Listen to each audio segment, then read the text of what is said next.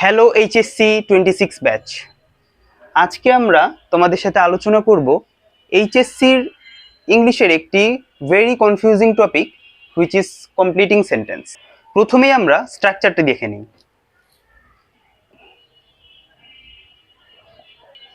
এই হলো আমাদের এক্সাম্পল, যেখানে বলা হচ্ছে যে it is high time you learned your lesson. তো এখানে আমাদের স্ট্রাকচারে ছিল ইট ইজ হাই টাইম, যেটা আমরা এখানে লিখেছি।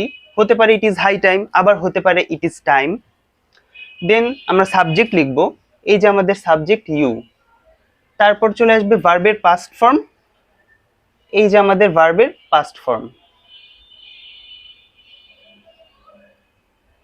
এবং সর্বশেষে এক্সটেনশন, যেটা আমাদের লাস্টে দেওয়া আছে। তাহলে আমরা দেখলাম যে এই স্ট্রাকচারটিতে it is high time or it is time plus subject, ভার্বের পাস্ট ফর্ম এবং এক্সটেনশন। তার মানে আমরা just it is high time যদি থাকে কোনো সেন্টেন্সে, সেক্ষেত্রে আমরা সাবজেক্ট, এরপরে সাবজেক্ট বসবে এবং তারপর পরে আমরা ভার্বের পাস্ট ফর্মটা বসিয়ে দিব এবং তারপর আমাদের এক্সটেনশনটা বসে যাবে। আমাদের দ্বিতীয় স্ট্রাকচারটি হলো ইট ইজ টাইম প্লাস ইনফিনিটিভ। এখানে আমাদের সেন্টেন্সে আমরা দেখছি ইট ইজ টাইম, এরপরে আমরা ইনফিনিটিভ। ইনফিনিটিভ মানে কি মনে আছে তোমাদের? ইনফিনিটিভ মানে টু প্লাস ভার্বের প্রেজেন্ট ফর্ম। সো এটা আমাদের আরেকটি স্ট্রাকচার হতে পারে। এখন আমরা চলে যাব আমাদের স্ট্রাকচার 3-এ, যেখানে বলা হচ্ছে ইট ইজ টাইম, এরপরে ফর বসবে এবং তারপর সাবজেক্ট এবং সর্বশেষে ভার্বের ইনফিনিটিভ বসবে।